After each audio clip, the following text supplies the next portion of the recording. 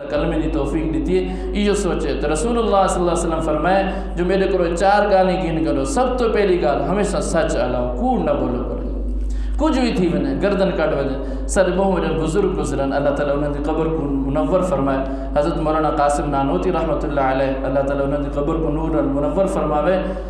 انگریز دا زمانہ ہی ورنڈ جاری تھی گن مولانا قاسم نانوتی رحمۃ اللہ علیہ کو گرفتاری واسطے آ گن